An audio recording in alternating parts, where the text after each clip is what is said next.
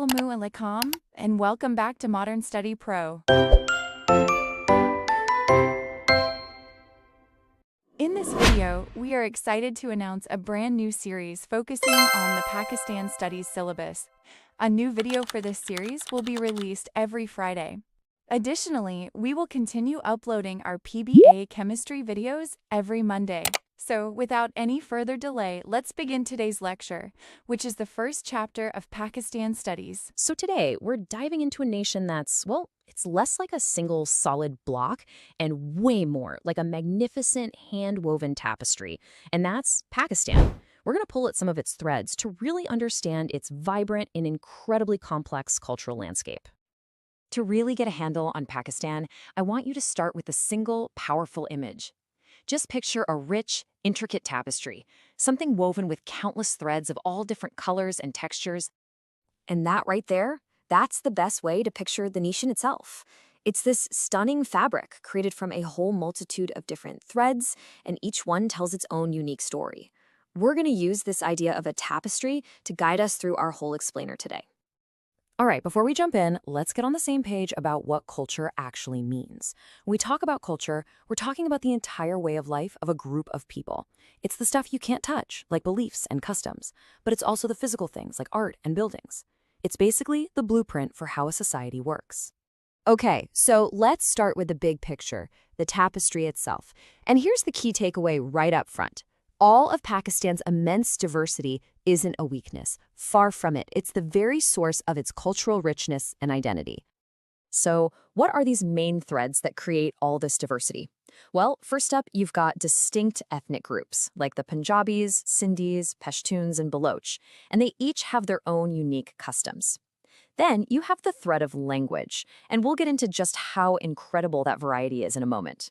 And finally, you have a religious fabric that, yeah, it's predominantly Islamic, but it's also beautifully interwoven with the traditions of its Hindu, Christian, and Sikh communities. So now that we've seen the whole tapestry, let's pull out our magnifying glass and look at some of those individual threads up close. We're going to start with traditions like language and folklore, because these create some of the most beautiful and intricate patterns in the final design. I mean, the sheer scale here is just astounding. We are not talking about a handful of dialects. There are over 70 distinct languages spoken across the country. Just think about that. It makes Pakistan one of the most linguistically diverse places on the entire planet. But, language can be a tricky thing. It's kind of like a double-edged sword. On one hand, it's this powerful tool for preserving a group's identity and building respect between different communities. But on the other hand, it can create real communication barriers and has, at times, even made ethnic tensions worse. It's a really delicate balance. So you might be wondering, with all those languages, how does anyone talk to each other? Well, that's where Urdu comes in. It acts as the lingua franca, basically a common language that connects people from all these different backgrounds, letting them communicate in government, in the media, and in schools. Okay, another thread we absolutely have to talk about is folklore. And this isn't just about old fairy tales, not at all.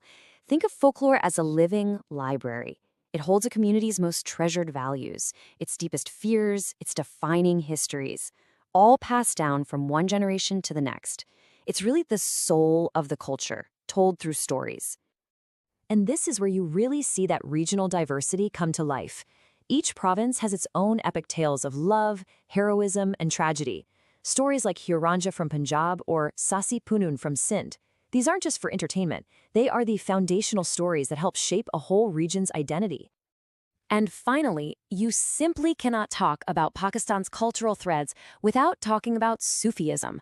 It's this mystical tradition within Islam that's all about inner purity, love, and tolerance, and its influence is just profound. You see it everywhere, from the soul-stirring music of Qawwali to the massive annual festivals, or Urs, held at the shrines of beloved Sufi saints.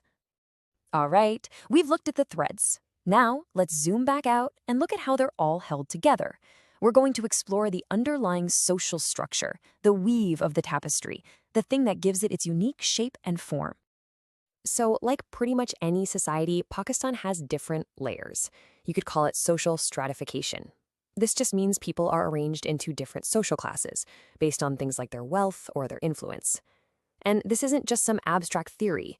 This hierarchy has a massive, real-world impact on a person's access to really important things, like education and healthcare. And a huge piece of this puzzle, especially out in the rural areas, is the long shadow of feudalism. This is a system where a ton of political and economic power is held by just a few powerful landowners. For generations, this has created these deep-rooted cycles of poverty that make it incredibly hard for people to change their station in life. And then you have another powerful social force, tribalism. It's especially strong in places like Khyber Pakhtunkhwa and Balochistan.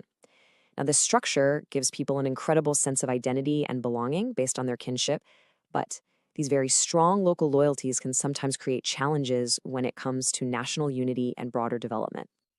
But here's the thing about a tapestry like this. It's never really done. It's a work in progress. So in this section, let's look at the powerful modern forces, both inside and outside the country, that are actively reweaving the fabric of Pakistani society and creating entirely new patterns. And one of the biggest forces for change, of course, is globalization. It's a real mixed bag, for sure. On one hand, it's brought new economic opportunities and a rich exchange of ideas. But on the other, it creates challenges, like the risk that unique local traditions might get lost in the shuffle of global culture. And it can definitely widen the gap between the haves and have-nots. One of the most powerful new patterns being woven into this tapestry is, without a doubt, the changing role of women. Historically, women were often confined mainly to the home, but today they are more and more visible in every single part of public life, supported by new legal protections. But, and this is a big but, the journey is far from over. Significant challenges and deep inequalities absolutely still exist.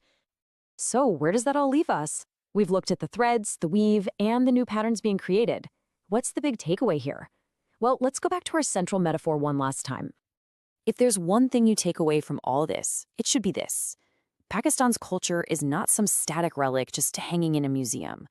No, it's a living, breathing tapestry that is constantly being woven, unraveled, and rewoven by its own people. It is dynamic. It's always in motion. And that leaves us with a final question to just think about. As all these forces, globalization, technology, social change, keep pulling at the threads, what new, what unexpected, what beautiful patterns will emerge next in this complex and ever-evolving cultural masterpiece?